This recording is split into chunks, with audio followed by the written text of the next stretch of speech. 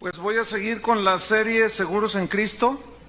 Este va a ser el 11º tema. Si usted no ha escuchado los temas anteriores, pues le sugerimos que lo haga porque ya vamos en el 11 y si usted no está más o menos informado de qué es lo que hemos hablado anteriormente, pues le va a caer así como que, ¿qué está diciendo el pastor? Porque hoy vamos a tratar uno de los temas más difíciles, más controversiales del cristianismo de hoy. Y el tema lo he titulado La seguridad de la salvación. Así se va a llamar. Y vamos a estudiar, dije, uno de las doctrinas más controversiales que hay. ¿Por qué controversiales? Mire, cuando los cristianos escuchamos a un pastor predicar, a un maestro de la Biblia o a un simple predicador, casi siempre asumimos que lo que dice tal predicador es 100% bíblico, porque decimos que está predicando la palabra de Dios. Sin embargo, no siempre es así. Debemos de ser como los cristianos de Berea en Hechos capítulo 17. Que cuando Pablo llegó y les dijo, la salvación es por gracia, por medio de la fe, sin las obras, los cristianos de Berea, dice la Biblia en Hechos 17, que escudriñaban las escrituras para ver si las cosas que decía San Pablo eran ciertas. ¿Eso qué significa o qué nos enseña? Que no todo lo que decimos los predicadores es 100% bíblico. Nos podemos equivocar. ¿Están de acuerdo con eso? Entonces, al equivocarnos, al no estudiar con toda seriedad las escrituras y luego enseñarlas, viene un desequilibrio. Viva, no, perdió. El desequilibrio viene, el desbalance viene en las doctrinas bíblicas. Vienen los excesos en las mismas doctrinas, excesos que producen prejuicios posteriores y que dañan la vida espiritual de los cristianos. Por ejemplo, la doctrina de las lenguas espirituales. Están en la Biblia, sin embargo ha habido excesos. Y esos excesos han provocado que algunos cristianos no quieran saber nada de las lenguas. Porque algunos cristianos en su exceso dicen, no hombre, interrumpen la reunión, hablan horrible. Y hay predicadores que se han atrevido a decir en una total ignorancia y de un total desequilibrio en el conocimiento de la Biblia, que el que no habla en lenguas no es salvo, háganme favor. El bautismo del Espíritu Santo es otro tema. Puedo mencionar muchas doctrinas. El hecho de que haya excesos de gente que diga, el que no esté bautizado con el Espíritu Santo, yo he escuchado predicadores decir, es que no eres salvo. Si no hablas en lengua, no eres salvo. Y esa es una mentira, Eso no tiene apoyo bíblico. Es un exceso. Y luego se hace un relajo en la reunión. Se pierde el orden, gritan, chillan, le hacen como animales y luego los demás dicen, no. Si eso tiene que ver con el cristianismo, yo no quiero saber nada. Los excesos producen prejuicios que posteriormente dañan la vida espiritual de las personas.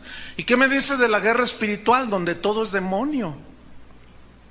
Hasta el smog es un espíritu de smog.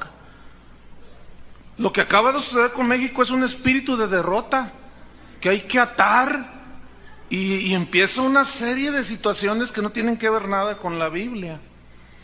En un desequilibrio total. Una vez vi un video de un hombre que fue al Everest y enterró una daga en la tierra y dijo que era el ombligo de Satanás y que lo estaba derrotando. Yo pensé que Jesús lo había derrotado a Satanás en la cruz del Calvario, fíjense. Y ahora salió un profeta en ese entonces, hoy dice que es apóstol, de que él fue al Everest a vencer a Satanás, háganme favor. Y todo esto confunde a los cristianos. ¿Qué me dice de la fe? ¿Qué me dice de la confesión positiva? Todo lo que creo, lo confieso y lo recibo. Son excesos que luego la gente dice, no, yo no quiero nada con eso. ¿Y qué me dice de la prosperidad? Si usted no es rico es porque no tiene la bendición de Dios. Han llegado esos excesos. Entonces, la doctrina de la gracia, que es lo que yo voy a tratar durante 5 domingos por lo menos, no es la excepción. Hay excesos, hay desequilibrios. ¿Por qué? Porque nos creemos todo lo que nos dicen o leemos la Biblia de una manera superficial. Pero hoy nos vamos a tirar un clavado. No se duerma.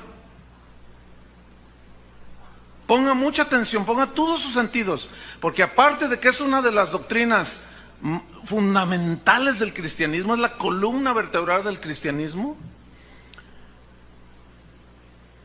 Si no la entiende, si usted se distrae, pues puede perder algo muy, muy importante. Entonces, la doctrina de la gracia no es la excepción. Y voy a iniciar así, no me conteste audiblemente, yo voy a hacer una serie de preguntas. Usted no me las conteste, sino dentro de usted. Yo quiero hacerlo pensar a usted. Por ejemplo, la primera pregunta que voy a soltar así: ¿se pierde la salvación? ¿Sí o no? Bueno, ya estoy tal vez escuchando a algunos que dicen sí. Bueno, ok. Para los que dijeron que sí o los que creen que sí se pierde la salvación, les voy a hacer otra pregunta. ¿Cuántos pecados tienes que hacer para perder la salvación? 1, 2, 5, 10, 15, 500, 20,000.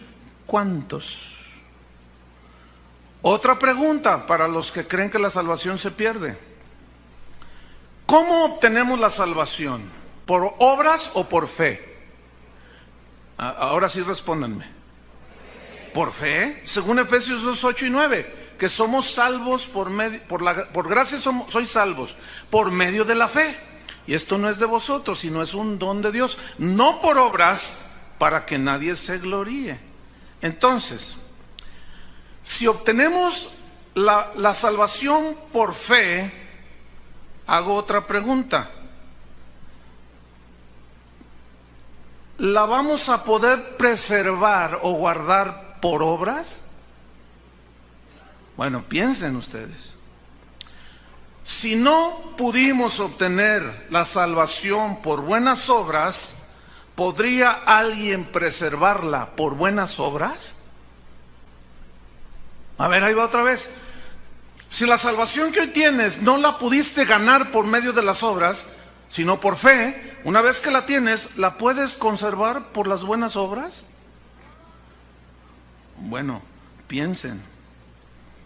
Entonces, para los que dicen que sí se pierde la salvación, yo les hago una pregunta: ¿cuáles obras buenas debo hacer para no perder mi salvación? Entonces me van a responder, pues tales, tales y tales. Entonces yo les digo, ¿y si fallo en una de esas tales, tales y tales y pierdo mi salvación? Pues sí, van a decir. Entonces yo les pregunto, ¿y si me arrepiento? ¿Qué? ¿Vuelvo a nacer de nuevo? Piensen. O sea, perdí mi salvación porque cometí 50 pecados, de los feotes así, feos, horribles. Aparte de haber perdido con Argentina, que ya es un pecado de por sí. Cometo todos los pecados, pierdo mi salvación, ya la perdí. Ok, la perdí. Pero luego me arrepiento. Pregunto, ¿vuelvo a nacer otra vez? Piensen. Entonces, yo pregunto otra vez, ¿cuántas veces puedo nacer de nuevo?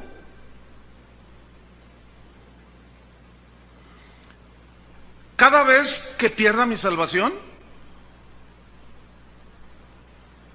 Ahora, otra pregunta. ¿Cuántas veces al año la perderé y volveré a nacer de nuevo? Yo los quiero hacer pensar.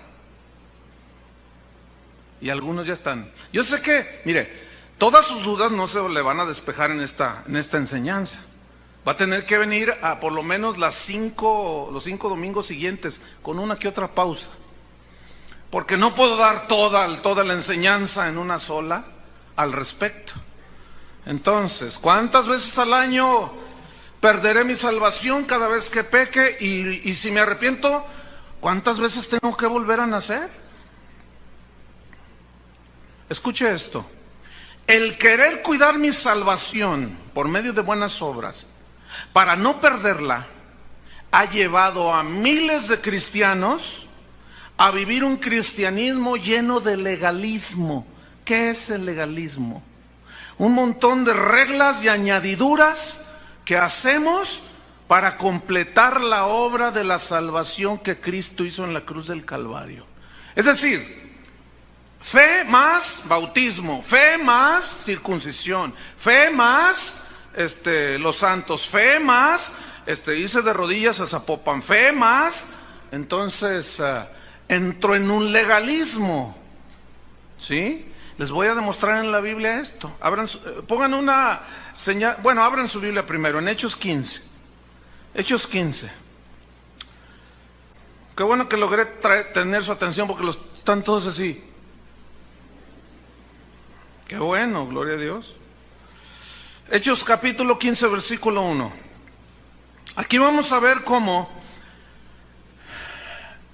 comprobarles lo que yo les estoy, pues de una manera capciosa, les pregunto. Dice el versículo 1, entonces algunos que venían de Judea enseñaban a los hermanos, si no circuncidáis conforme al rito de Moisés, no podéis ser salvos. Versículo 2. Como Pablo y Bernabé tuviesen una discusión y contienda no pequeña con ellos, por eso yo les decía que es controversial desde el tiempo apostólico. Había discusiones acaloradas al respecto. Que yo apelo a su madurez para que esto no vaya a causar un problema mayor. Pero escuche con atención. Hubo una discusión y una contienda no pequeña con ellos. Se dispuso que subiesen Pablo y Bernabé a Jerusalén y algunos otros de ellos a los apóstoles y a los ancianos para tratar esta cuestión. Fíjese qué importante era. Ellos pues, habiendo sido encaminados por la iglesia, pasaron por Fenicia y Samaria, contando la conversión de los gentiles. Gentiles, ¿quiénes son los gentiles? Los no judíos. Ellos no tenían ley, acuérdese. La ley solamente era para los judíos. Ok. Y causaban gran gozo a todos los hermanos. Y llegados a Jerusalén fueron recibidos por la iglesia y los apóstoles y los ancianos. Y refirieron todas las cosas que Dios había hecho con ellos. Pero algunos de la secta de los fariseos, que era un grupo dentro del judaísmo muy religioso, recalcitrante, que ellos estaban totalmente convencidos que la salvación no solo era por fe, sino que había que hacer rituales y cosas buenas. Esta secta dice, algunos de estos que habían creído en Cristo, fíjese, se levantaron diciendo, no, momento, es necesario circuncidarse y mandarles a los gentiles que guarden la ley de Moisés. Se empieza a poner bueno aquí, versículo 6. Y se reunieron los apóstoles y los ancianos para conocer de este asunto. Y después de mucha discusión, fíjese, Pedro se levantó y les dijo, varones hermanos, vosotros sabéis, como ya hace algún tiempo que Dios escogió, que los gentiles oyesen por mi boca la palabra del evangelio y creyesen. Y Dios, que conoce los corazones, les dio testimonio dándoles el Espíritu Santo, lo mismo que a nosotros, porque habían sido llenos del Espíritu y habían hablado en lenguas los gentiles. Versículo 19. Y ninguna diferencia hizo Dios entre nosotros y ellos, purificando por la fe sus corazones de ellos, los gentiles. 10. Ahora pues, fíjate lo que dice Pedro, ¿por qué tentáis a Dios, oh fariseos? Legalistas, no han entendido, han creído en Cristo pero quieren añadirle. ¿Por qué tentáis a Dios poniendo, escuchen, sobre la cerviz o sobre el cuello de los discípulos un yugo, refiriéndose a la ley, rituales, que ni nuestros padres ni nosotros hemos podido llevar? Ciertamente, dice, Ni nuestros padres ni nosotros hemos podido llevar. Antes creemos, escuchen, que por la gracia del Señor Jesús seremos salvos de igual modo que ellos. ¿Están entendiendo? Ok, otra vez voy a hacer la pregunta. ¿Se pierde la salvación? Bueno, para los que dicen que no, les voy a hacer unas preguntas. No me las respondan, nada más medítenlas y acá dentro en su corazón. Ahí van. Si usted es uno de esos cristianos que dicen, una vez salvo, salvo para siempre, entonces le hago una pregunta. ¿Puedo hacer lo que yo quiera? ¿Puedo cometer pecados a diestra y a siniestra? Pues que al cabo no pasa nada. Ya soy salvo, ya no me voy a perder. Porque la salvación, el nuevo nacimiento es irreversible. Así como es irreversible que yo, humanamente hablando, regrese al vientre de mi madre y nazca, eso es imposible. Dice entonces el que cree que la salvación no se pierde. Así tampoco la salvación. Una vez nacido de nuevo, ya es irreversible. Entonces, pues aleluya, aleluya, que cada quien agarre la suya. Entonces, ¿puedo seguir de adúltero?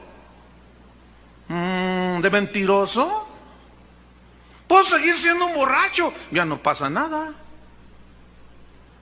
Ya soy salvo, ya estoy seguro con Cristo. Entonces, pues a darle vuelo y hilacha, gloria a Dios. Lo que peca son las manos y los ojos, pero yo ya no peco. ¿Puedo seguir siendo un idólatra y además un hipócrita? Escucho a alguien decir, pastor, ¿qué no ve usted lo que dijo Pablo en Romanos 5:20? Cuando abundó el pecado, sobreabundó la gracia. ¿Ya ve, pastor? Según usted, yo le digo, Pablo enseñó lo siguiente: no se preocupen, si pecan mucho, si hacen muchos pecados, no se preocupen. La gracia de Dios es más abundante. ¿Cuántos pecados puedes tú cometer? La gracia es más grande. Nunca va la gracia de Dios a ser rebasada por los pecados. Como dijo un pseudo apóstol que vino de una ciudad de aquí del centro de la República a una iglesia aquí en Guadalajara, dijo, yo puedo ir ahorita con una prostituta, fornicar con ella y no pasa nada. La gracia, escuchen esto, hermanos, la gracia mal entendida ha llevado a miles de cristianos a una vida de libertinaje. Escuche bien, unos a un legalismo por mal entendimiento de la gracia y los otros a un libertinaje por un mal entendimiento de la gracia.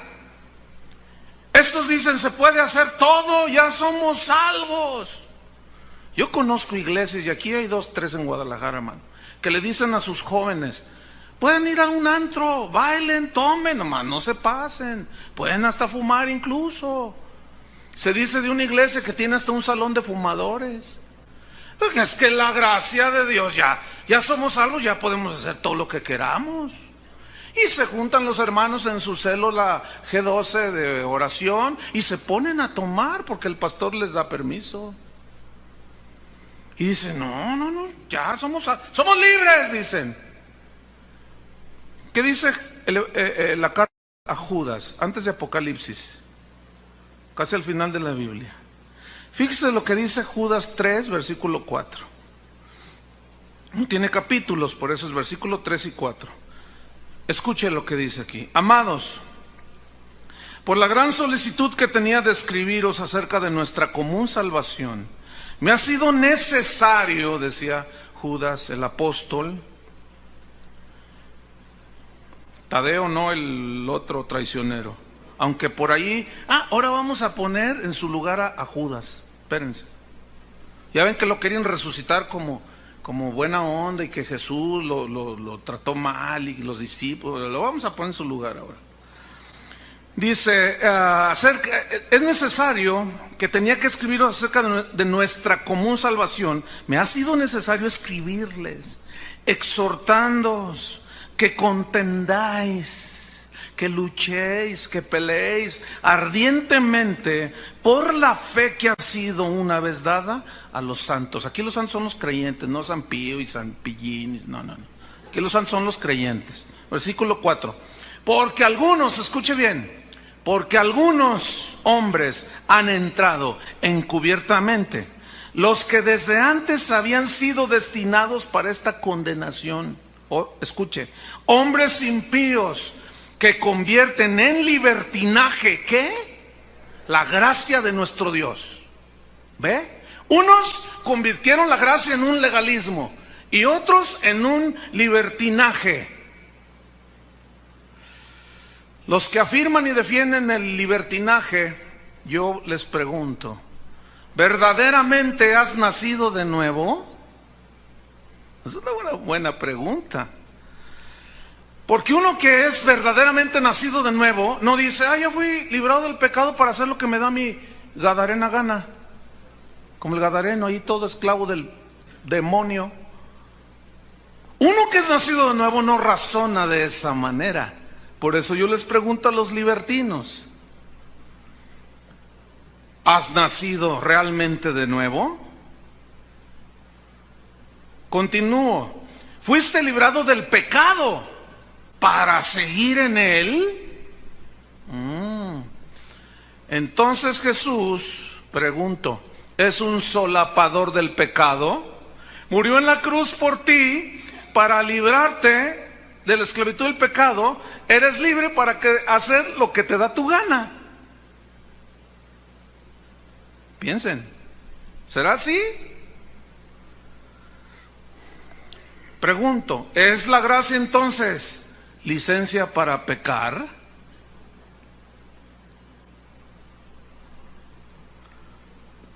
Pregunto, ¿puede un nacido de nuevo pensar que no pasa nada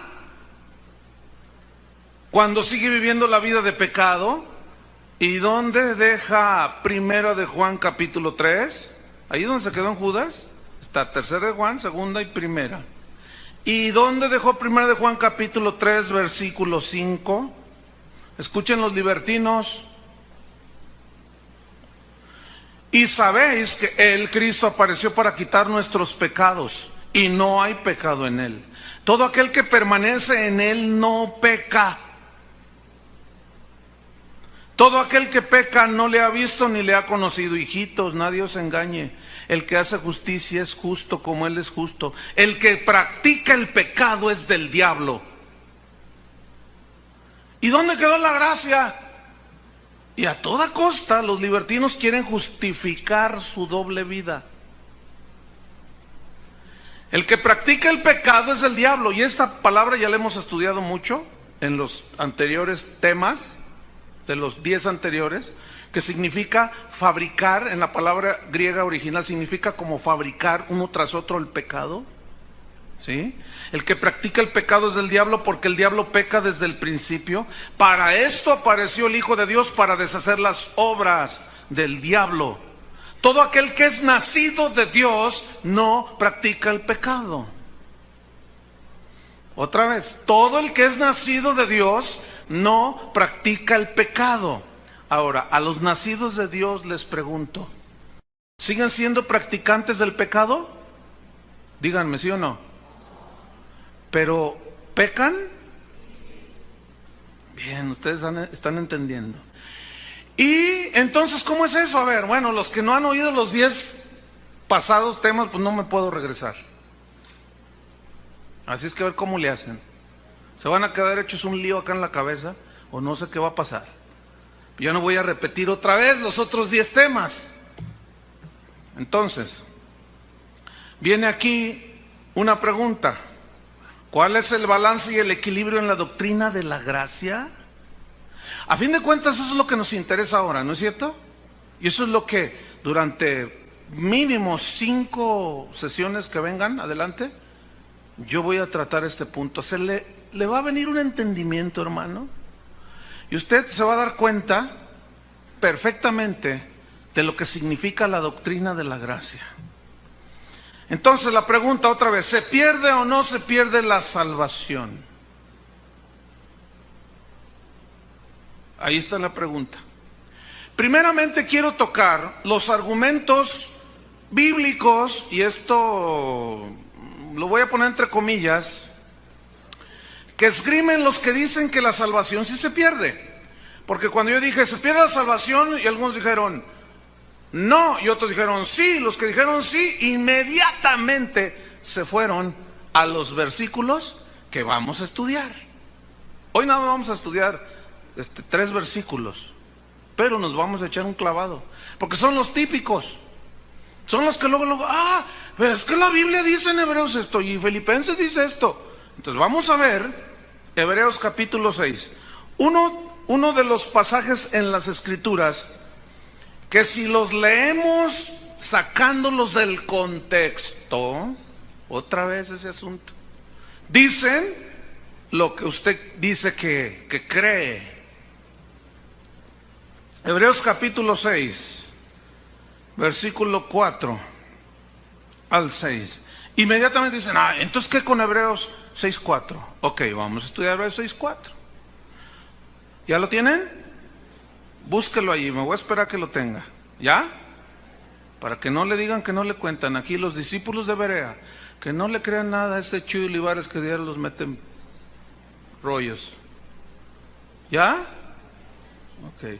Yo los veo muy cuerdos, así muy, no los veo que les falla el cerebro, así como para que yo les tome el pelo, ¿verdad que no? ¿Están despiertos? Ok, vámonos, ya un clavado ahí. Porque es imposible que los que una vez fueron iluminados y gustaron del don celestial y fueron hechos partícipes del Espíritu Santo y asimismo gustaron de la buena palabra de Dios y de los poderes del siglo venidero y recayeron, sean otra vez renovados para arrepentimiento, crucificando de nuevo para sí mismos al Hijo de Dios y exponiéndole a vituperio. Ahí está, ahí dice claramente. Ok, parece que dice. ¿Por qué le digo parece que dice? Porque vamos a leer el contexto y nos vamos a meter en los textos originales. ¿Cuál es el contexto? El versículo 1. ¿No? ¿Sí o no? Bueno, pues vamos a leer el versículo 1. Por tanto, le está hablando, ¿a quién le escribió? ¿Para quién es escrita esta carta? Los hebreos. ¿Quiénes eran los hebreos? A ver, díganlo, ¿quién? Judíos cristianos, judeo-cristianos o judío-cristianos. Judíos que habían confiado en la ley, llegó Cristo y creyeron en Cristo. A ellos se les escribió la carta a los hebreos.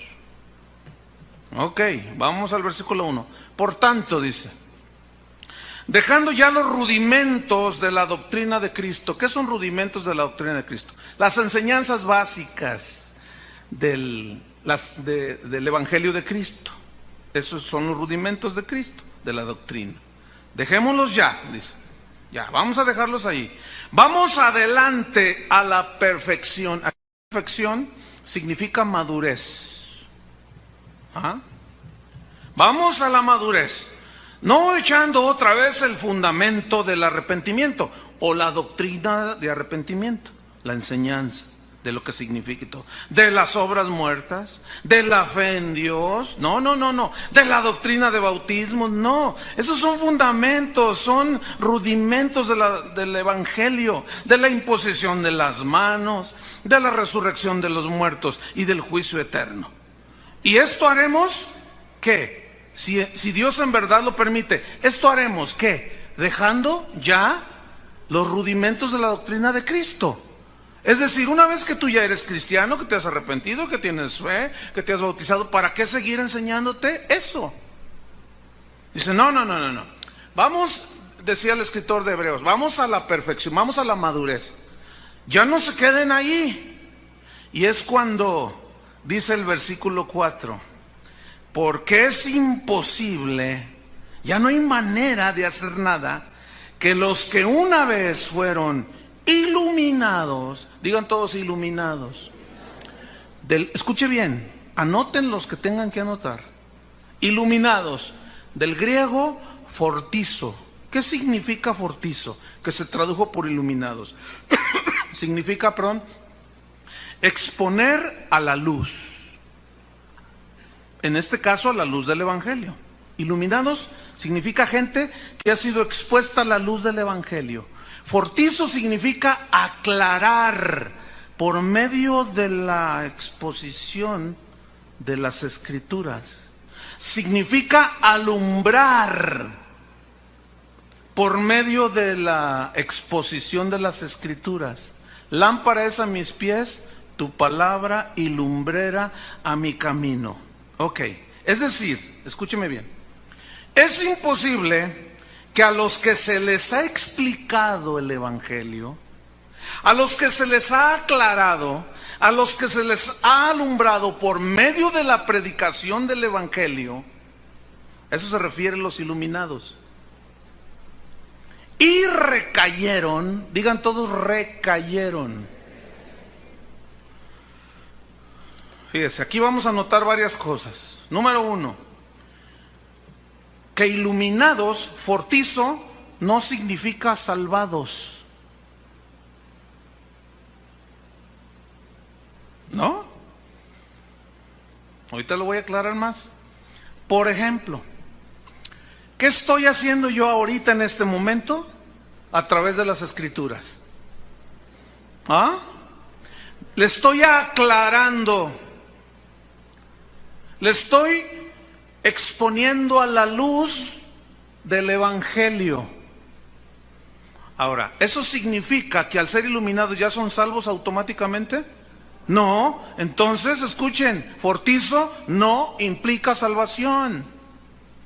En primer lugar, otro ejemplo para ilustrar esto: Judas fue iluminado, fue expuesto a la enseñanza de Jesús, pero nunca nació de nuevo. ¿Están conmigo? Entonces, iluminados no implica que nacieron de nuevo. Número 1. Número 2, estamos ahí en Hebreos, versículo 4. Es imposible que los que una vez fueron expuestos a la iluminación de la palabra, al aclaramiento por medio del Evangelio, y gustaron del don celestial. Digan todos gustaron. Gustaron. ¿Qué es gustaron? Del griego geuomai. Geuomai, que significa probar. Probar. Significa saborear.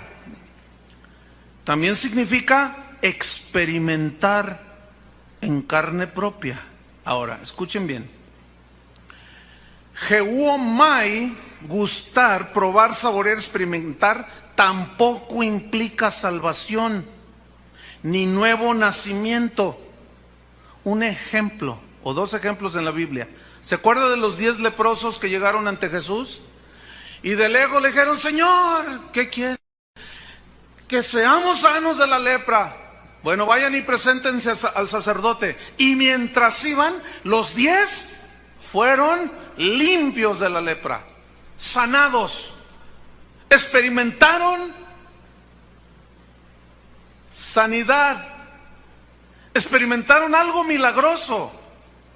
Pero solo uno llegó con Jesús y le dijo: Señor, y cuando lo vio se postró. Y Jesús le dijo: ¿dónde están los otros 9? ¿Qué no eran 10? Dice: pues no sé, pero yo aquí estoy, Señor. Dice: tu fe te ha salvado.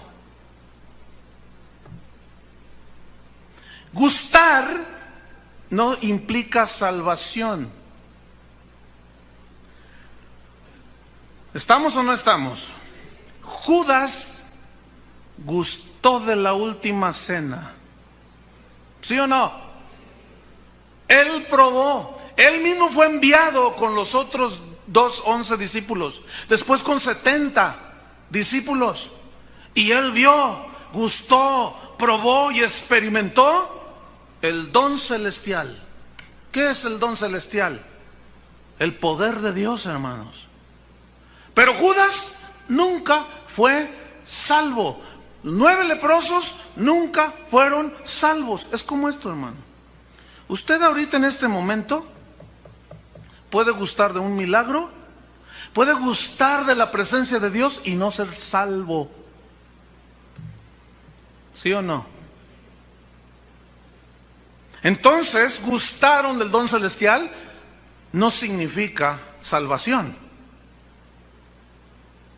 Se está aclarando, ¿verdad? ¿Qué más? Estoy en Hebreos 6, versículo 4. Es imposible que los que una vez fueron iluminados y gustaron del don celestial y fueron hechos partícipes del Espíritu Santo. El problema, ¿saben cuál es? De traducción, no de origen, no de escritos originales. El problema no es, repito, de escritos originales. El problema es de ¿qué? De traducción. Porque el idioma español y el inglés son muy limitados en comparación al griego. Le tuvieron que haber puesto algo allí.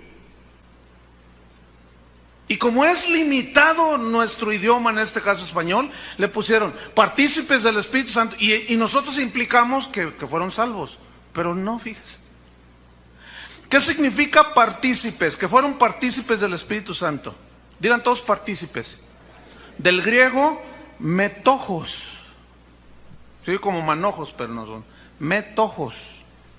¿Qué significa metojos? Que se tradujo por partícipes. Significa, escuchen, participar en algo, en un evento, en una reunión. Significa tener parte en algo. Significa asociarse con otros. Significa estar en compañía de otras personas. Por ejemplo, en esta reunión en la que estamos ahorita, todos participaron de la alabanza. ¿Sí o no? Porque estaban aquí. Aunque no hayan levantado las manos, el hecho de haber estado aquí, tú participaste. Estás en un grupo asociado que tenía un fin, alabar a Dios. Entonces tú has sido hecho participante. Tú hoy en este momento tienes parte en esta reunión. Estás participando. Todos ustedes me están escuchando a mí y están participando de la predicación. ¿Pero todos creen? No. ¿Son todos salvos? ¿Ah? ¿Nada más por haber participado? No. Métase una cochera a ver si se hace carro. Muchos creen que con venir y participar ya son salvos. No. No. Never de limón. Entonces viene una pregunta aquí. Incluso usted puede participar de un milagro, ¿eh? Se me olvida una vez, unos hermanos vinieron y lloraron y dijeron, a ver, ¿quién necesita ver un milagro? Y uno, venga, aquí enfrente. Y estaban ahí, aquí al frente. Y oraron por una persona que tenía un pie más corto que el otro. Así estaba. Y dice, mira, con tus propios ojos quiero que mires, le dijo el evangelista. Sí. Y no era uno, eran como 10 así alrededor. Lástima que en ese entonces no había cámaras que pudieran para que todos miraran en la pantalla. Y estaba así, mire, de disparejo. Dijo, Señor, sana su pie más corto. Y literalmente yo lo vi. Creció el pie y se puso a la par del otro pie. Y todos, ¡ah! Escúchame bien, participaron. Pero cuando se les dijo a ellos, ¿quieren recibir a Cristo? 5 no quisieron. Entonces, escúcheme bien, usted puede ir a una campaña y participar de milagros, de la alabanza, de todo. Pero ser partícipes del Espíritu Santo no implica salvación. Implica que usted estuvo ahí. Pero la palabra griega jamás implica salvación. Entonces no están hablando estos textos de que la salvación se pierde.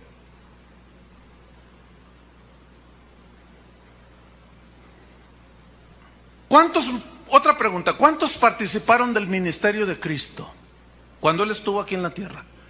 Mire, por lo menos, así que los podamos contar, hubo una ocasión en que Jesús multiplicó los panes cuando había 5,000. ¿Se acuerdan? Sin contar las mujeres y los niños. Y como siempre hay más mujeres y niños, póngale 15,000. Y luego otros 4,000, sin contar mujeres y niños. Otros 10,000, póngale. 10 y 15,000, 25,000 personas. Escúcheme bien. Todos participaron.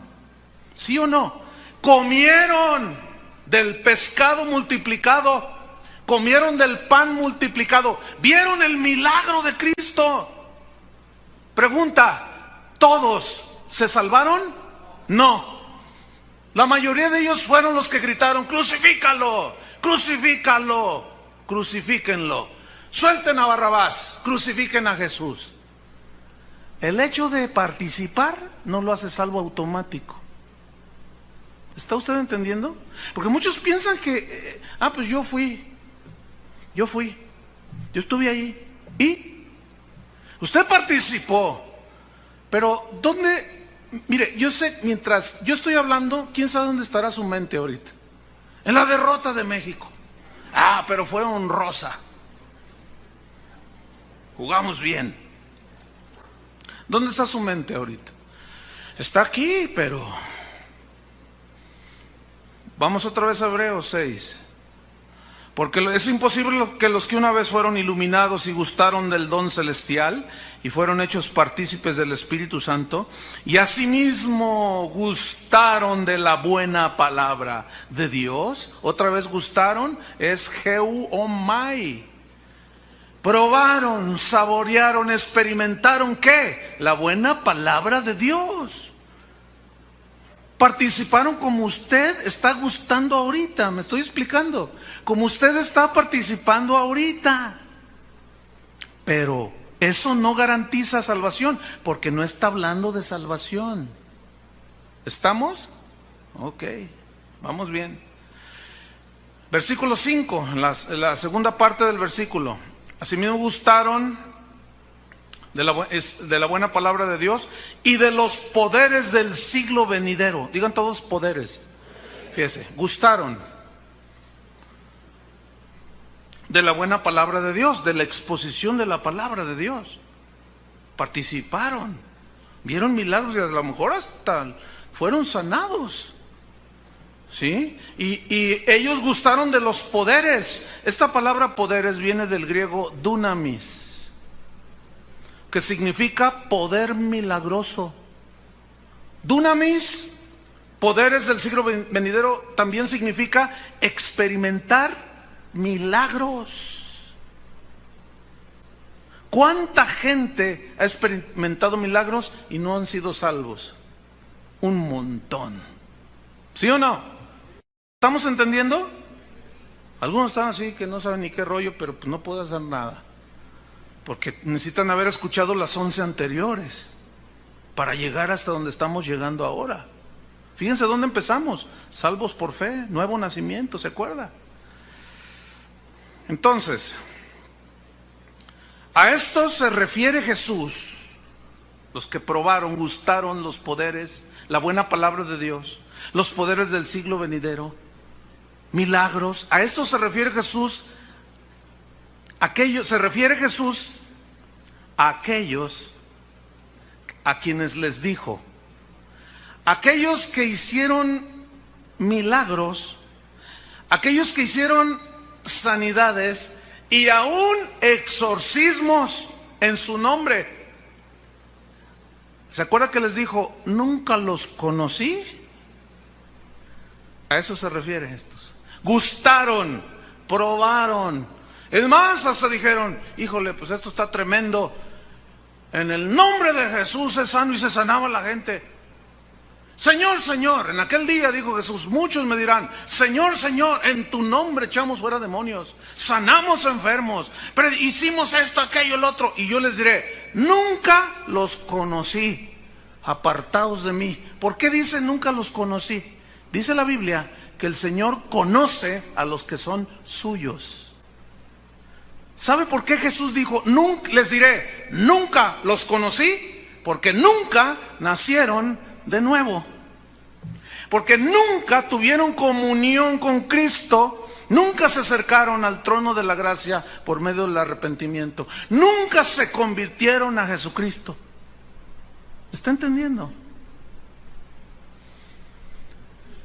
Gustaron, probaron, experimentaron el poder de Dios, vieron los milagros de Dios, pero nunca nacieron de nuevo. Nunca se arrepintieron de sus pecados, nunca fueron salvos. Otra vez Judas sale de ejemplo. Les dije que le íbamos a poner en su lugar. Ahí quiere resucitar con el evangelio de Judas, pues órale. Otra vez Judas estuvo allí, probó, experimentó, vio, pero nunca nació de nuevo. Uno de ustedes me va a traicionar, dijo Jesús. Y los digo, ¿quién soy yo? ¿Quién seré yo? ¿Seré yo? ¿Seré quién? El que meta conmigo el pan en mi plato, el que moje el pan en mi plato, ese va a ser. Y llega el Judas.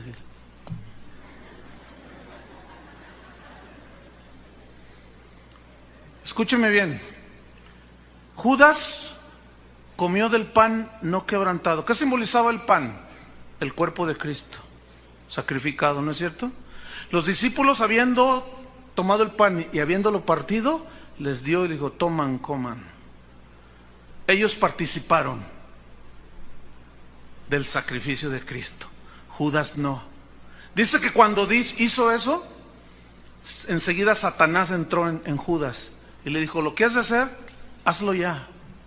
Tú no tienes remedio, Judas. Se te habló, lo viste, lo experimentaste, lo gustaste. ¿Qué más puedo hacer por ti? No puedo hacer nada por ti. No, es imposible. ¿Qué más puede hacer por ti, Judas? Si ya lo probaste, lo viste, lo experimentaste, ¿qué más puedo hacer por ti? Nada. Y entró Satanás en su vida.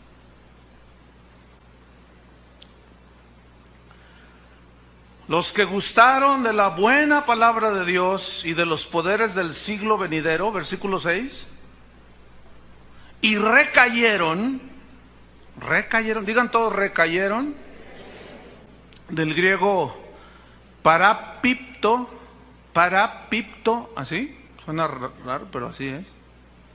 ¿Qué significa parapipto? Significa, escuche, caer al lado del camino. Es decir, usted va en un camino y de repente se tropieza y se sale. Como los que van al periférico a 160 y de pronto se patinan y se salen del camino y se voltean. Eso significa recayeron. La Biblia dice que Jesús es el camino a Dios. No hay otro. Hay un solo camino, un solo Dios verdadero, un solo mediador, un solo camino. Jesús es el camino, la verdad y la vida. Y nadie va a ir al Padre si no es por Él. Ahora, escúcheme bien. Cuando se le predica el evangelio a una persona, le estás alumbrando el camino que lo lleva ¿a quién? A Cristo. Pero en ese ir siendo iluminado y aclarándosele las cosas, se para y dice, pues no, como Judas, no me convencen. Eso es tropezar de la salvación. ¿Y Buda qué? Todas las religiones llevan a Dios. Eso ya es tropezarse. Porque hay un solo camino que lleva al Padre, y ese es Jesús. Eso significa recayeron, caer al lado del camino. Significa apostatar. Apostatar es dejar las enseñanzas. Ahora, escúchenme bien. Un apóstata, esto es muy importante, un apóstata es alguien que se sale del camino que lo puede llevar a Cristo. No que está en Cristo, fíjense bien, sino que su camino le está siendo iluminado para que un día llegue y diga, enfrente de Cristo, como la samaritana, como el gadareno, y se encuentren con Cristo y sean salvos por medio del arrepentimiento. Pero un apóstata es el que está allí. Se le aclaró todo, se le enseñó, se le dijo, se le ministró, probó hasta un milagro, le creció el pie. Y aún así dice, yo no quiero nada. Y se va al mundo. Y nosotros nos turbamos y decimos, parecía cristiano, mira cómo anda. No, más bien debería de preguntarse usted, ¿era salvo? Porque un hijo de Dios, escúcheme bien, jamás puede apostatar. Los apóstatas son los que nunca nacieron de nuevo.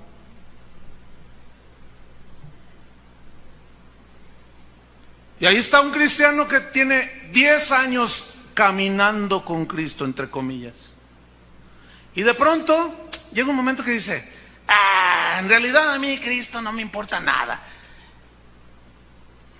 Ahora que estuve allí en una iglesia por ahí en Centroamérica, un hombre estaba afuera bien borracho. No, que no es cierto, que no sé qué, son puras mentiras. Ese conocía la Biblia, pero nunca se convirtió, fíjese. Nunca nació de nuevo. Por lo tanto, tropiezan en el camino y apostatan, porque apostatar es dejar, es abandonar. ¿Qué? El camino iluminado por medio de la predicación del Evangelio, no la salvación en sí, porque no está hablando de salvación. ¿Estamos o no estamos? Ok, vamos bien. Entonces, aquí quiero hacer una nota, una mención especial. Pregunto, ¿a quién fue escrita la epístola que estamos leyendo? Díganlo fuerte, ¿a quién? A los hebreos, no a los ebrios. A los hebreos. Ahora, los hebreos eran, repito, originalmente judíos que confiaban en la ley. ¿Estamos o no? Hebreos, judíos, israelitas que confiaban en alcanzar la salvación por medio de las obras, ¿sí o no? Ok. Entonces, ¿por qué les escribió Pablo a los hebreos que ya que se puede hacer con aquellos judíos que dicen que la ley todavía, ¿qué se puede hacer? Nada. Por eso dice, es imposible que los que una vez fueron iluminados, que ya se les explicó y gustaron de los milagros, todo, ¿qué se puede hacer por ellos si no se deciden por Cristo? Siguen insistiendo en que la ley, la circuncisión, ¿se acuerdan de Hechos 15? ¿Qué se puede hacer por ellos? Nada, ya no se puede hacer nada. Es decir, fíjese, escuche. El escritor de Hebreos está hablando a los que fueron iluminados, a los que participaron, que fueron hebreos, eran judeo-cristianos o cristianos, que probaron, pero, escúcheme bien, finalmente decidieron confiar en las buenas obras.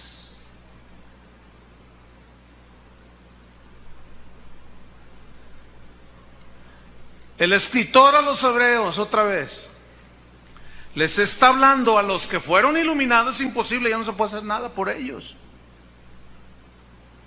Como hay gente que me dice, oiga, pastor, yo le he hablado a mi esposo y le he dicho, y como que se queda, a ver, léeme otra vez. Y le explico, y dice, tienes razón, pero ¿sabes qué? No quiero nada. ¿Ya qué puedes hacer? ¿Qué hago, pastor? Nada. ¿Qué puedes hacer ya? ¿Qué puedo hacer para explicarle? Ya le explicaste ya y entiende, sí, pero dice que no quiere. ¿Qué puedes hacer? Nada. A eso se escribió esos textos. Nunca fueron salvos. Entonces, ¿cómo van a perder la salvación? Si ni siquiera fueron salvos. Entonces les está hablando a los que decidieron al fin de cuentas confiar en sus buenas obras, en las exigencias de la ley y no en la gracia de Dios. ¿Se acuerdan de Hechos 15? No, es necesario que también se circunciden, que guarden la ley. No, y se juntan los apóstoles y dicen, no, a ver, y empieza una discusión bien tremenda. A ver, no, es que Dios nos dio la ley y nosotros y los ritos que, a ver, y ponernos las campanitas y quitarnos y no sé qué, y ponernos así y hacer tanto rito y medio. ¿Y eso qué? A ver, ¿ya no tiene validez? Y los discípulos, no, ¿cómo no? Decían los fariseos. Pero ellos también hablaron en lenguas y recibieron el Espíritu Santo. No, pero hay que obligarlos a que guarden la ley. Entiendan, decía Pablo, Ni nosotros, ni nuestros padres, ni nosotros pudimos llevar ese yugo. ¿Y se los vamos a poner a los gentiles? No, hombre.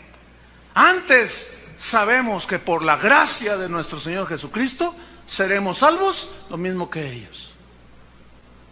¿Ven? Vámonos sobre el final. Versículo 6, Hebreos 6:6. Y recayeron, o sea, tropezaron, sean otra vez renovados para arrepentimiento. Digan todos renovados. Renovados para arrepentimiento. Del griego anakainizo, que significa, anakainizo es una palabra que implica repetición. Significa restaurar o sea, mejorar cada vez más, ¿sí? Implica, repito, una repetición. Otra vez sean renovados, otra vez, dice, ¿no? Fíjense, un ejemplo en Colosenses 3:10, no lo busquen.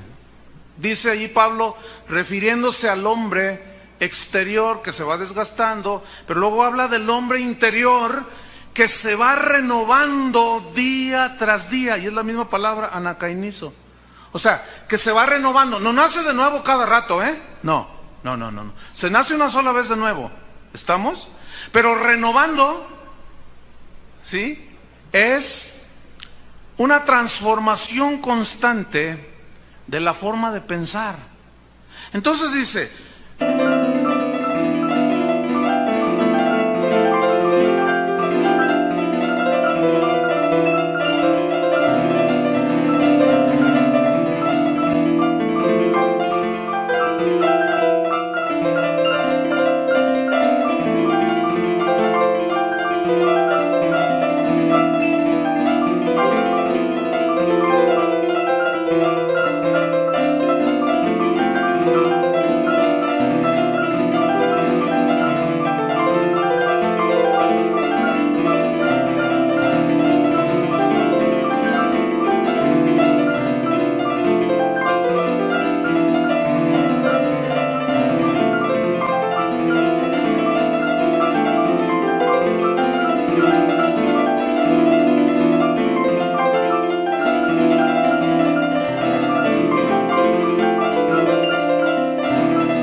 los que recayeron ya de la iluminación y de la explicación del Evangelio, es imposible que otra vez sean renovados. O sea, otra vez, ¿cómo?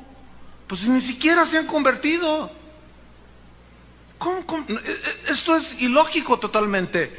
Entonces, renovados, anakainizo, otra vez, no significa nuevo nacimiento. Porque renacer es anagenao y es otra palabra muy distinta, que significa nacer de Dios, nacer de nuevo. Y este es anakainizo, o sea, tú hoy, por medio de esta predicación, se está renovando tu hombre interior. ¿Me explico? Se está renovando. Y mañana tiene que renovarse más y renovarse y renovarse. Es decir, es algo repetitivo, pero nunca implica nacimiento de nuevo. Es decir, me voy sobre el final. Escuchen bien, ante las evidencias de que gustaron, de que probaron, de que experimentaron, fíjense, ante las evidencias palpables de todos estos, que gustaron, experimentaron, probaron, y aún así no se convirtieron a Cristo, viene una pregunta, entonces, ¿cómo pueden ser convencidos de que solo Cristo los salva? ¿Cómo? ¿Ya?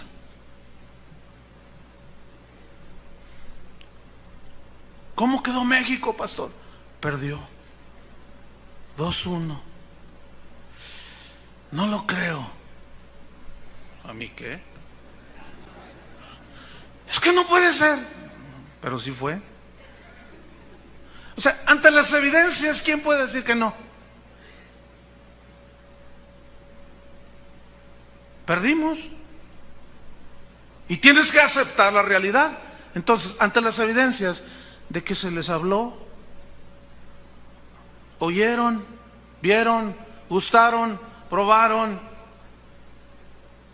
Aún recibieron milagros. ¿Qué se puede hacer con los que no se convencieron y no se decidieron por Cristo y apostataron y abandonaron el único camino de salvación? Nada. Digan todos nada. ¿Qué se puede hacer ante la derrota ante Argentina? Nada. Ya. Que repitan el partido. Sí, cómo no. ¿Edad? No, pero es que jugamos mejor que ellos, pero perdimos. Es irreversible. ¿Ya no se puede hacer nada? No. Pues no lo acepto. Ganamos. Está bien, ganamos. Entonces, así está la gente. A eso se refiere, hermanos. Y tal vez haya algunos aquí de esos, fíjense.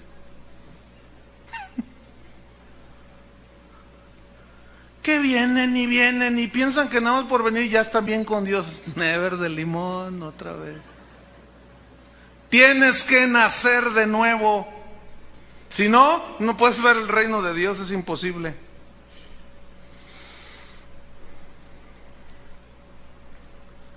¿Qué hicieron estos? Volvieron a sus ritos de circuncisión. Volvieron a guardar el sábado. Volvieron a matar un cordero. Volvieron a ponerse vestiduras especiales. Volvieron a sus vírgenes. Volvieron a sus santos. Volvieron a sus sacrificios. Volvieron a sus pencas de nopales. Volvieron.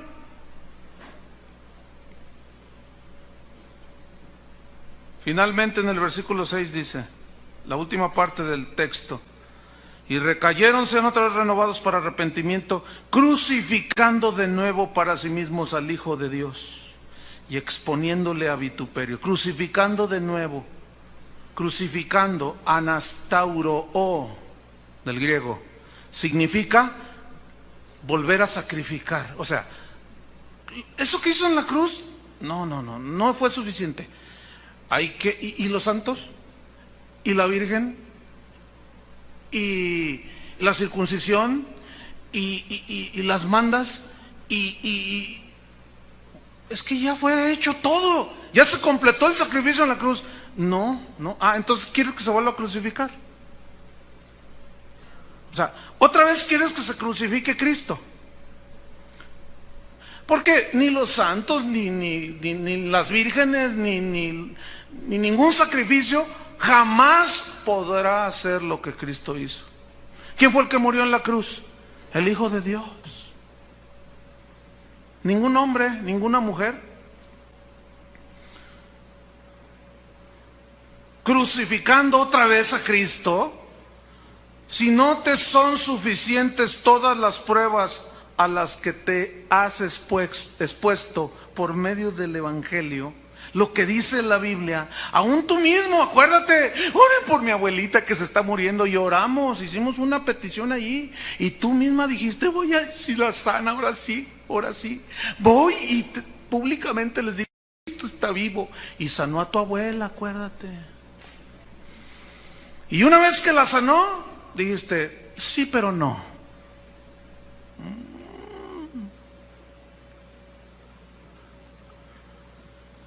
Ahora sí, pide allí que me den trabajo, que Dios tenga misericordia. Y llegan así de peticiones. Y bueno, pues nosotros oramos. ¿Qué más podemos hacer? Y llega el milagro. No, se me hace que fue la Virgen, dice. Digo, ¿qué más podemos hacer? A ver, ¿quién resucitó? ¿Quién murió? ¿Quién resucitó? ¿Quién fue llevado al cielo por los ángeles? ¿Quién vendrá por segunda vez? Digo, ¿qué más te puedo decir? Ya, ahí está. No hay nada que hacer. Si no te son pues suficientes todas las pruebas y la claridad de las cosas que tú ya has experimentado, que fue lo que les pasó a los hebreos, pregunto, ¿cuántas veces entonces hay que sacrificar a Cristo a tu favor? ¿Cuántas veces? Para que entonces tú puedas ser salvo. ¿Cuántas veces? ¿Y dejes de confiar en tus buenas obras? ¿Cuántas veces se tiene que? Terminamos leyendo Hebreos 7. En el capítulo que sigue luego, versículo 26. ¿Cuántas veces pues tiene que morir Cristo? 26 y 27, 7:26. Porque tal sumo sacerdote nos convenía, sumo pontífice dicen algunas versiones, santo, inocente, refiriéndose a Cristo, por supuesto, hombre, no está refiriendo a nadie. Tal sumo sacerdote nos convenía, santo, inocente, sin mancha, apartado de los pecadores y hecho más sublimes que los cielos, que no tiene necesidad cada día, como aquellos sumos sacerdotes, de ofrecer primeramente sacrificios por sus propios pecados. Y luego, pueblo, porque esto lo hizo una vez para siempre, ofreciéndose a sí mismo. ¿Cuántas veces? Una. Capítulo 9 de Hebreos. Seguimos en el mismo contexto, 9:12. Vamos desde el 11. Pero estando ya presente Cristo, sumo sacerdote, ahí está para los que dicen, no, se refiere al 16. No. Dice, pero estando ya presente Cristo, sumo sacerdote de los bienes venideros, por el más amplio y más perfecto tabernáculo no hecho de manos, es decir, no de esta creación, y no por sangre de machos cabríos ni de becerros, sino por su propia sangre, entró una vez para siempre en el lugar santísimo, habiendo obtenido para nosotros, ¿qué? Eterna redención. ¿Qué es eterna? Para siempre. Obtuvo para el que cree eterna redención. Versículo 28, 9:28. Así también Cristo fue ofrecido una sola vez para llevar los pecados de muchos, y aparecerá por segunda vez sin relación con el pecado para salvar a los que le esperan. ¿Cuántas veces fue ofrecido?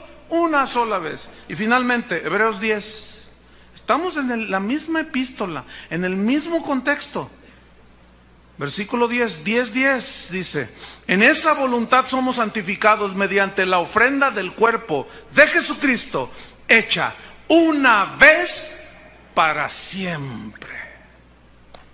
Versículo 14, porque con una sola ofrenda,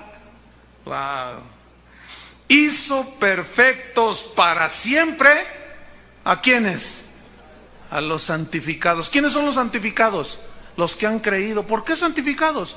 Porque al creer que Cristo murió, su sangre nos limpia de todo pecado. Y obtenemos por fe un regalo de Dios, eterna salvación.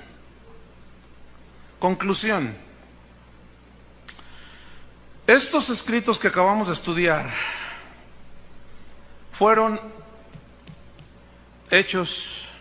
escritos, ahí redundé un poco, a los judíos cristianos, a hebreos, que habían creído en Cristo, fíjense, pero no lograron, habían creído en Cristo, así, de iluminarse y de haber, no fueron salvos, creyeron, porque acuérdense que también el diablo cree, pero no tiene la fe que salva. ¿Sí? Y esa es la fe de los demonios, que tienen muchos. Tú pregúntale al borracho de allá de la esquina, ¿crees en Dios? Claro, pues que pues el de arriba es el mero mero, dice. Con ese yo, mis respetos, vale. ¿A poco no? Dile a los narcos, hasta santo tenemos, ¿cómo no voy a creer en Dios? Dicen. Pero ese creer, ¿es la fe que salva? Estos judíos cristianos hebreos habían creído en Cristo, pero nunca llegaron al nuevo nacimiento, porque ellos no lograron convencerse, ni lograron, o mejor dicho, no decidieron finalmente entregar su vida a Cristo y creer que el sacrificio de Cristo era suficiente para perdonar sus pecados. Ellos siguieron confiando en lo inútil de las obras de la ley para obtener su salvación, la cual obtenemos nosotros solo por gracia, solo por fe. Es una salvación gratuita. Termino haciendo una paráfrasis. Una paráfrasis son palabras, son sinónimas, son distintas pero que cobran significado. Eso es una paráfrasis, ¿sí? Es algo que va junto al escrito que acabamos de leer. Conforme a lo que hemos estudiado del original, se lee así. Pongan atención, es lo último que voy a hacer. Ahí va. Dejemos desde Hebreos 6:1 hasta el 6. Dejemos ya la enseñanza fundamental del mensaje de Cristo. Ya. Vamos hacia la madurez. Vamos hacia el crecimiento, hermanos hebreos. Sin embargo, si estos rudimentos del cristianismo no los han hecho decidirse por Cristo, ¿ya qué se puede hacer por ustedes? Es imposible entonces que ustedes que fueron iluminados y alumbrados, se les ha aclarado la luz del Evangelio y aún gustaron, probaron, saborearon y experimentaron en carne propia el poder milagroso de Dios, aún con milagros en sí mismos. Aún han visto y experimentado milagros en sus mismas personas. Y aún fueron hechos participantes. Estuvieron allí, vieron, probaron, tuvieron parte en todo esto. Y aún así no se decidieron por Cristo. No se arrepintieron. No nacieron de nuevo. Y se tropiezan en el camino que se les está diciendo que es el único camino. Y han decidido seguir confiando en las obras de la ley. ¿Qué se puede hacer por ustedes? Lamento decirles que nada. Si todo fue inútil, ¿qué más les podemos explicar si no creen? ¿Cuántas veces tiene que ser crucificado Cristo por vosotros? ¿3, 5, 10, 100 veces? ¿Todos los días? ¿Usted sabe lo que es la misa? ¿Qué es la misa? ¿Ve? ¿Ves? Sacrificar a Cristo otra vez. Otra vez. Hágame favor, hermano. Si no les basta el sacrificio de Cristo hecho una sola vez, no hay nada que hacer. No quisieron creer en este sacrificio, no hay otra manera de ser salvos. Entonces, estos hebreos, si nunca fueron salvos, a los que se les escribió esto, ¿cómo es que iban a perder su salvación? Terminamos con esta pregunta. ¿Esos versículos que leímos hablan de que la salvación se pierde? Díganlo, ¿sí o no? No. Aquí nos vamos a quedar, porque porque algunos están, y Filipenses 2, tranquilos, todo lo vamos a estudiar, porque no tiene pierde, hermanos. Y ustedes mismos pueden agarrar su Biblia, agarren su diccionario, porque el pastor me cae gordo. Recayeron. Entonces el texto recayeron. Si dice así, pues ¿qué quería que dijera? ¿Usted cree que le voy a echar mentiras? Pues véalo por sus propios ojos. Porque yo sé que hay muchos textos como aquel que dijo Jesús, y el que persevera hasta el fin, ese será salvo. Eso, así nada más el versículo, así como que persevere, entonces será salvo. ¿Que ya no eres salvo? Entonces, ¿qué quiere decir? Pero eso lo vamos a ver el próximo sábado. Cierren sus ojos. No se vaya nadie todavía.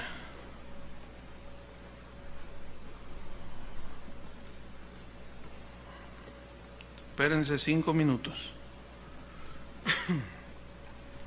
Porque es posible que aquí haya gente que ha sido iluminada, han participado, han gustado, y dicen, qué bonito es. Y hasta le hablan a otros y dicen, te invito a casa de oración. Vieras qué bonito es. Ay, se siente aquí adentro. Y hasta Dios me hizo un milagro. Pero yo te pregunto, ¿has nacido de nuevo? ¿Te has arrepentido de tu vida de pecado? ¿Es Jesús tu único y suficiente Salvador? Yo no sé, pero yo quiero hacer un llamado ahorita. Porque puede haber gente que tiene 10 años, hermanos, y no han sido salvos. En uno de los viajes misioneros que hicieron los estudiantes, un jovencito de aquí del instituto predicó algo como lo que yo acabo de predicar. Y cuando hizo el llamamiento para el que quiere entregarse a Cristo y nacer de nuevo, ¿quién creen que pasó, hermanos? ¿Saben quién pasó? El pastor, aunque usted no lo crea. Y el pastor pasó llorando y dijo, yo nunca he sido salvo. Yo nací en un hogar cristiano y me educaron allí, me fui, pero nunca yo me arrepentí de mis pecados. Estaba iluminado, entendía todo, pero si no naces de nuevo, no puedes ver el reino de Dios. Por eso Jesús le dijo a Nicodemo, es necesario nacer de nuevo. Ese necesario es imprescindible. No hay otra manera. ¿Y cómo se nace de nuevo? Arrepintiéndote de toda tu hipocresía, de toda tu maldad, de todos tus pecados. Y Dios pone la semilla de una nueva naturaleza. Y vienes a ser llamado hijo de Dios. ¿Cuántos de los que están aquí quieren entregar su vida a Cristo? No me importa si tú lo has pasado 10 veces aquí adelante. No me importa, porque eso no garantiza absolutamente nada. Pero que hoy tú estás entendiendo mejor que nunca. ¿Cuántos? Levanten su mano. Pónganse de pie los que quieren entregar su vida a Cristo. Que dicen, ay, pues no era como yo creía. Pues no, fíjate. ¿Cómo la ves? Yo les dije al principio, escuchamos predicadores, maestros y uno y otro pseudoapóstol y creemos al 100% lo que dicen. Y nos hacen 2 veces más hijos del infierno que ellos. Porque nunca nos hablaron el evangelio de la verdadera gracia. Nos hablaron un evangelio de legalismo. Quítate eso, ponte eso, no te cortes el pelo. O un evangelio de libertinaje. Ah, mira, tú acepta a Cristo, nada pasa. Como el evangelio que ahorita está de moda en los Estados Unidos, hermanos. Un evangelio tan light. Dios te ama y te quiere hacer rico. ¿Quieres que Dios te prospere? Ponte de pie. Y se pone de pie la gente. Repite esta oración: Señor, recíbeme en tu seno, pues ya eres hijo de Dios. ¡Bah! Mentira del diablo. Y están enviando a miles al infierno. Eso es lo que más debe de molestar al Espíritu Santo. Que no se prediquen las cosas como son.